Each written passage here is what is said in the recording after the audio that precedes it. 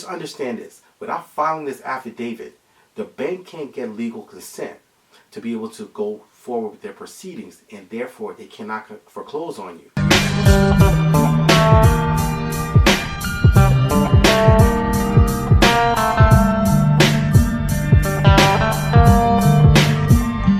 What's up, everybody? Welcome to AskRinde. I'm Rinde Adebayo, digital entrepreneur, real estate entrepreneur, and top producing real estate agent here in New Jersey. And welcome to AskRinde. If it's your first time on my channel, please hit the subscribe button and smash the like button. I do videos about foreclosure, income, and credit, and I would love to have you as a part of our growing network all around the country. How to stop foreclosures in 2020. So for a number of years now, we've been talking about foreclosures and how to stop it. And unless you've been in this situation and actually have faced the barrel of a foreclosure facing you down and really running down your family, you cannot relate. This is something that you really have to experience to understand the kind of stress and pain and strain that comes with it. I've seen foreclosures do a lot of stuff in my time, and that's why I'm so passionate about fighting it. I've seen foreclosures destroy families. I've seen people kill themselves over dealing with a foreclosure and the stress and the strain of it. I've seen people's dreams dashed, and really things that they should have accomplished or aspired for were cut short because of a foreclosure. And a lot of times, when I'm dealing with these situations, I try to share with people, look, this is a temporary phase. This is something that is a valley right now for you. Life is a combination of peaks and valleys. And if we can weather the storm together, if we can actually come through this valley together, you can go to the other side and you can actually aspire and get to the next level.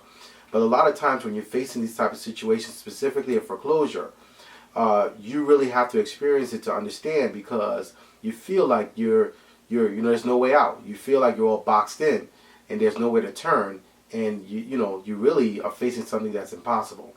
And that's because generally it has to do with where we live, and everything that we do, all the stuff that we work for, and every day that we go to work, come back home, is to pay our mortgage. So everything is banked on that. Your children go to the school system and the house that the town that you live in. And if you lose that, you're losing the school system. You lose their ability to go to school there. You're losing your home, where you're going to be. We're living in the market right now where the rental market is very high. So we've actually shared and talked about this for the last few years. And we've talked about everything from the process of foreclosure and the timeline, depending on if you're a judicial or non-judicial state. And you can watch some of my other videos to be able to get those details. But one of the things that I forecasted and I shared with you guys that was coming down the pike was that the banks were doing one thing. So there's one word that's a main game changer in the foreclosure climate currently that you need to be aware of. If you're facing foreclosure and you're looking for a solution and trying to actually figure out a way forward, you need to be aware of this. And that word is accelerated. And so we've seen now changes. Most of the people that we've been helping with solutions and dealing with their issues over the last, I would say, 12 months, really had foreclosure filings start with them far earlier than what the times previous and the homeowners previously in the previous years faced. And that's because the banks are accelerating things. And so the one thing I want to share with you guys regarding stopping foreclosure in 2020, you have to understand the dynamic of what's going on with the market and know how to navigate and know what to do and know how to react, because if you know what they're purposing and what they're working on, you'll know how to actually maneuver, and you'll know what type of urgency you should give to your situation. I know that many of us that have faced this situation, we start to reach for help. And one of the reasons why we're here is to really give you solutions, to be able to give you a place that you can turn to. Most times when we fall into foreclosure, the first thing we do is we want to contact the lender, and that is the actual correct thing to do. You need to contact your plaintiff, the person who's actually making proceedings against you, so that you can find out what you can mediate, what you can engage them to do to be able to resolve and solve the issues. One thing I just want you guys to be aware of, because everything we do here is to equip you, you need to be aware of some changes that the lenders are making, so that you know going in, whatever workout solution that they're presenting to you, you're not taken unawares with this new revelation or this new information that we're sharing with you.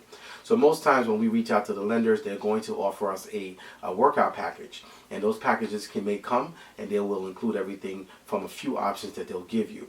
They may give you an option to do a deed in lieu. They may give you an option to short sale the property. They may give you an option for a forbearance agreement. They may give you an option for a loan modification. And they may give you an option also for a repayment plan. There's some other options that may be put on the table, but generally the workout packages include those 5. Sometimes a few more can be added depending on the lender.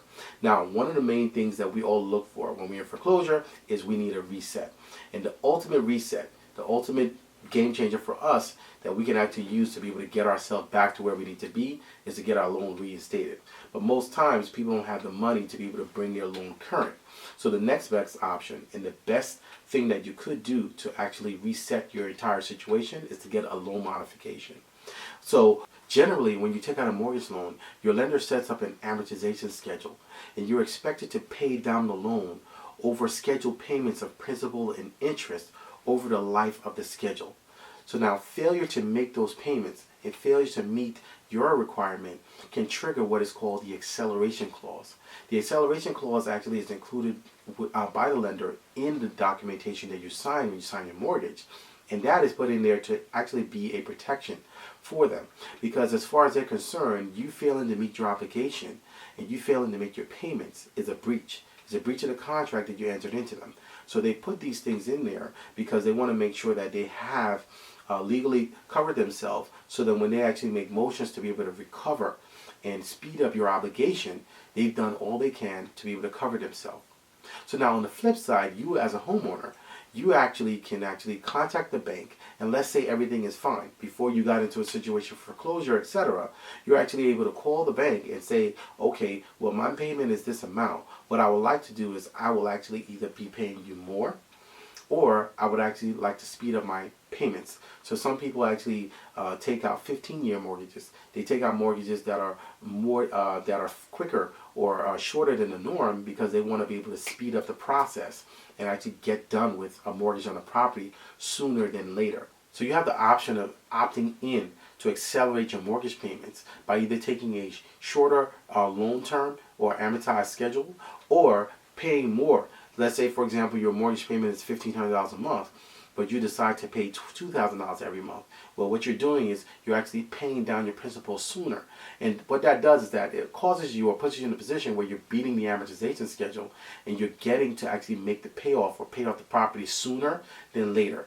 In that sense, you're going to be paying less interest for the money that you borrowed to be able to purchase the property. So in essence, that's a good tool that you could use. So these are the two instances where we're seeing acceleration used under the guise of dealing with properties currently. But one of the things that's different that we've seen, and I want to bring to your attention, that is this.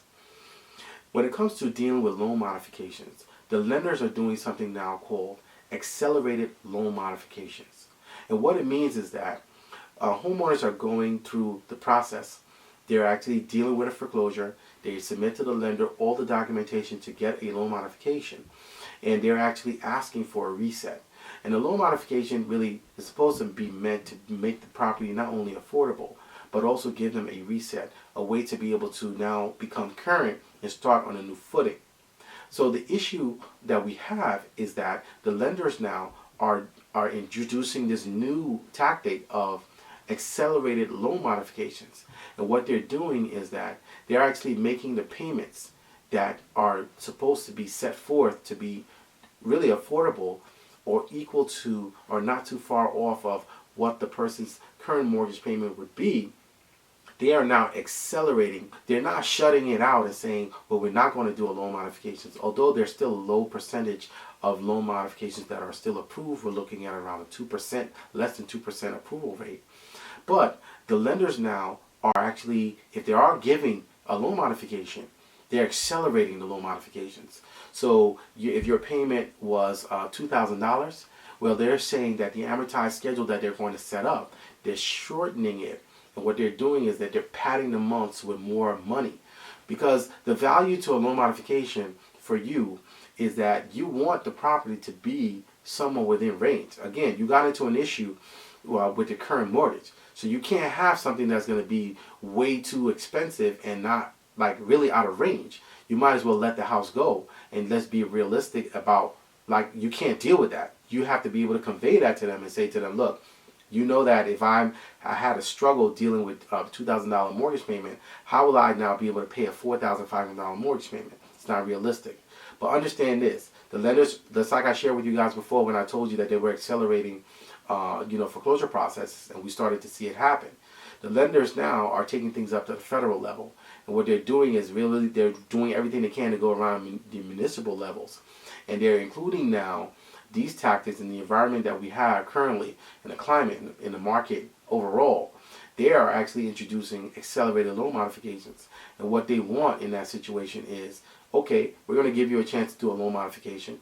We're not going to stretch this out. This is not going to be a 2-year period. We're not going to amortize the schedule over a long period of time to be able to give you, 3 years, 4 years to be able to make this payment back and get back on your right footing. We're going to actually give you a loan modification, but it's going to be aggressive. And what we're going to do is we'll give you a chance. You either take it or you leave it. See, one of the things with loan modifications that I've learned over the years is that there is a way to look at it. And when you're dealing with a loan modification, you need to fight for the right type of loan modification. Many times we all know, those of us who have gone through loan modifications, and I'm an expert at dealing with it, the lender will send you an offer. And that offer, you can either accept it or you decline it. Most times, people just accept it. Now, there is a time for negotiation. It's a time to not negotiate. Obviously, we know that we're facing a situation where we need a courtesy reset, and that's what they're extending to us. At the same time, we have to make sure that we can afford this new payment. So all the things that we do within the academy and really helping you is to make sure that you can meet that obligation and push you towards that place where you can not only get a successful loan modification, but is one that you can afford. The issue that we have is this accelerated loan modification is the fact that the lenders are now using this and going to court with people and saying, hey, we gave them a loan modification. Here it is, judge. We are actually giving them a reset. We're giving them an opportunity. And what it is that it's something that the judges now are coming back and saying, well, look, you're going to have to figure out a way how you're going to deal with this, because I can't force them to change their amortization schedule to fit you. They're already giving you a courtesy. Remember, a loan modification is a courtesy. It's not an obligation from the bank. They don't have to give you one. But the thing about it is that with this unrealistic accelerated loan modification situation and that they're putting out, or this loan modification package that they're putting out, is putting a lot of people in a place where they're out of range. They're not able to go ahead and get that dream of getting that reset. And you need to be in position to be able to contest the accelerated loan modification, contest what they're actually putting forth as far as the amortization schedule and the terms, because not every loan modification and the terms are the best or in your best interest. They may be just as a reset, and in that case, what's the point? You just got reset only to get behind the first month in your new obligation, in your new loan modification. This is why we're seeing a lot of people need 2 and 3 loan modifications, and we're seeing changes there. So I just really want to share with you to be able to be aware and beware and understand that this is a new dynamic that the lenders are introducing. They're doing accelerated loan modifications. But now, how do you stop foreclosure in 2020? How do you beat them? How do you get around this? And how do you work through this process so that even if you get into a situation where you have an accelerated loan modification presented to you and you feel like, look, I've got to take this because I don't have another chance. Well, how do you beat them at this? So when the lender is going through the foreclosure process and they're looking to try to be able to get final judgment against you to be able to recover the property, there's a series of motions that they file. Most of us don't know about that part. We just know that the letter that we get at home and the notices that we get, whether it's a notice of intent to foreclose or the proceedings that they send us from their attorneys, and the plaintiff's attorneys or the servicer hires the attorney and they send us. That's all we know. But we don't really get intimated on the motions that they're filing within the court, because this is all a legal process, specifically if you're in the judicial foreclosure state, which is what I'm talking about specifically right now. So one of those motions, if you're in a judicial foreclosure state, is what we call an affidavit for final judgment. It's a written statement and it is an oath, and it includes information like the number of months you're behind, who the lender is, who owns the mortgage and the note, the fees and costs of the foreclosure, what it costs them to actually foreclose on you, the amount of interest owed on the entire loan, and also what the principal balance of the entire loan is. Now, this written statement is supposed to be true, and it's supposed to be supported by valid documentation reviewed and signed by a bank employee. Just understand this. Without filing this affidavit, the bank can't get legal consent to be able to go forward with their proceedings, and therefore they cannot foreclose on you without getting this legal consent from the courts, specifically if you're in a judicial foreclosure state, to be able to proceed forward with the foreclosure. If the affidavit the bank submit is either false, inaccurate, misleading, or not reviewed by a bank employee, because remember, there was a sworn oath that they signed that they actually reviewed this documentation, then they cannot foreclose on your property. They cannot foreclose on you. This is one of the reasons why there was an issue years ago with the robo-signing, because what was happening is that the banks actually were not following due process. Instead of having human employees and actual people review these documentations as law demands, they weren't doing that. They were actually having robo-signing done, where instead of these documents being gone through thoroughly to be able to make sure that they was accurate. I mean, think about this. Their sworn oath includes things like the amount of interest owed on the property, right? Things like the fees that are associated with the foreclosure. Because remember, foreclosure can be very expensive, specifically if you're in a judicial foreclosure state. And so, as we all know, many of us know that most times when we have these notices given to us, there's a follow-up with it from an attorney. And the attorney is hired by the mortgage company and the servicer to actually go through the process of, basically going through the courts, filing so that they can get the property and take us through foreclosure. Well, a lot of times there are fees, not only from the attorneys, but there are fees padded by the banks and by these servicers. And so when these sworn written statements are given, these are sworn under oath, they have to be accurate.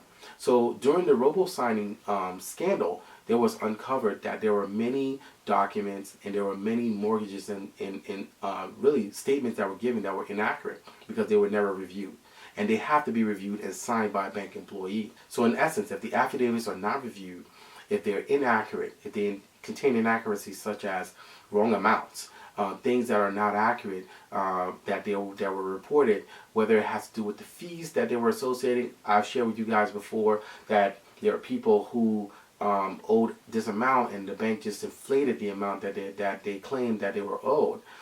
Things like inaccuracies, misinformation that were put on the sworn affidavit. So then we didn't call those defective affidavits. So let's go over now to the non-judicial states. So if you're in the non-judicial states, the process is a little bit different. In non-judicial states, there are declarations done instead. Instead of sworn statements that are done in non-judicial states, they are what we call unsworn statements. These are unsworn statements by the plaintiff, by the foreclosing party. These are facts concerning the case that the plaintiff is bringing. Now, as we know, and I've shared with you guys before, the difference between judicial and non-judicial foreclosure, and that is in the judicial foreclosure, the plaintiff is the one bringing a lawsuit against you. In a non-judicial foreclosure, there is no court needed. They don't need judicial process in order to foreclose on you. So in that case, you have to bring a lawsuit. You actually have to counteract the facts that they're stating. In those cases, we actually have to make motions to be able to contest what the facts are that they're stating concerning the case. In both cases, defective affidavits and unsworn statements can be harmful towards you. They're not good. They can work really to be able to tear everything apart and really take the property from you. So there's a process if you're facing a situation in a judicial foreclosure state where you actually have proceedings being done against you and it seems like all else has failed. You're in a situation where you've been hit with an accelerated loan modification and they're saying or making themselves look good to the court, and you're saying that, well, this is not something that I can afford. Or you're in a situation where you've been trying to get a loan modification and you just seem unsuccessful. You've tried, they've denied you for income, other reasons, and you just can't seem to actually turn. And then the further you go along, the deeper you're going into foreclosure, and then you maybe have a sale date that you're facing, and you're just really worried about what to do. Or if you're in a non-judicial foreclosure state, and you actually have had unsworn statements that are made as statements of fact, but you don't know what to do as far as contesting it. So as I've shared with you guys many times on my channel, one of my favorite scriptures is Hosea 4:6. My people are destroyed for the lack of knowledge. And really, what that means really is that what you don't know can make the difference. between life and death, blessing and cursing, really success and failure. So you really need to position yourself where you're equipped with knowledge. And that's why they always say knowledge is power, knowledge is king. You need to know what to do when you're counteracting these types of situations. There are different things that you could do for foreclosure defense and to be able to make sure that you have a fighting chance to be able to counteract the plaintiff that's coming against you. Whether you're in a judicial foreclosure state or a non-judicial foreclosure state, doesn't matter. So I would like to invite you to take our 30-day foreclosure challenge. This is a new challenge that we've launched. It's actually something that we actually have put a lot into, and it is an opportunity for you to transform your foreclosure, income, and credit in 30 days. It's an incredible, awesome, powerful tool that I've created, and I've put a lot of thought into it. Many times when we're dealing with foreclosure, we have a lot of people talking at us. Very few have been in the situation and understood the dynamics of what it's like to be in a foreclosure. What do I need in this situation? What will help me? If I do get a loan modification, how will I sustain myself? How would I take care of my family? How will I actually avoid going and needing another a loan modification not long from now? Or, how will I actually avoid killing myself by getting 4 jobs to be able to keep up paying for a house that I won't live to be able to enjoy and see, or see my family, etc. And so we created this 30-day foreclosure challenge to be able to help you to be able to transform the entire game of what you're dealing with your foreclosure, what you're dealing with your income, and also what you're dealing with your credit. It includes one of the most important pieces that I've actually included in Foreclosure Hacks Academy, and that is the foreclosure cheat sheet. It is actually a game changer because it gives you an insight, and it's a cheat sheet on questions you need to ask attorneys. Many times when we look at foreclosure, we look at our lifeline as, I'm going to call an attorney. If you go on forums online and you go on anywhere, radio, wherever, they always say, look, I'm not an attorney, seek legal advice. And that's the truth. That's a proper due process to follow. But the most important thing you need to understand is that attorneys are people, and they're not all created equally. You need to know what questions to ask, because you don't want to go and deal with someone who's just going to take an absorbent retainer from you, and then end up where you're going to end up losing everything anyway, or they don't have your best interest. So you have to be equipped to be able to ask the proper questions to those attorneys, so you know what you're getting into. You're not walking in blindly and completely trusting or confiding in someone that you just got referred to either via Google, or maybe someone else referred them to you, but you've never dealt with them. So the foreclosure cheat sheet is included in there. Also, we include documents that you need or you have access to through Foreclosure Hacks Academy in order to be able to send to the plaintiff and send to the opposing party. So it's very easy for you to be able to take the challenge. Just go to foreclosurehacksacademy.com and actually join the academy and get started today. I want to encourage you to do that. I can share with you that it's been doing a lot and changed. Everyone who's taken the challenge has had a marvelous success story and actually has had transformation as they've actually gone through the process. It's 31 days, 31 PDFs, a video a day. Is a guide, a blueprint on how to help you get from start to finish. If you're in a situation where you're in pre-foreclosure, or you're in foreclosure, or you are facing having to file a bankruptcy, or you are in a loan modification that you can't afford, or in a forbearance agreement, or a repayment plan, this is for you. You need to actually check this out. Go to foreclosurehacksacademy.com and actually join the academy and then get started taking the challenge. It's an awesome game changer. It's going to do a lot for you, and we're going to be able to be there to help you, guide you through the process. So I just want to encourage you, because when you're dealing with foreclosure, you need to understand that there are climate changes. As the years go by, the lenders introduce new tactics. One of the things that we've seen recently is that there was a dynamic change when it comes to filing extensions. You are entitled to certain extension filings here within our area in New Jersey, and then there was a motion done by the plaintiffs or the lenders to be able to make that change. So there are changes happening within the climate of the foreclosures in the mortgage world, and basically with home ownership, and you need to be aware of that. So the 30-day foreclosure challenge is something that I invite you to join and try.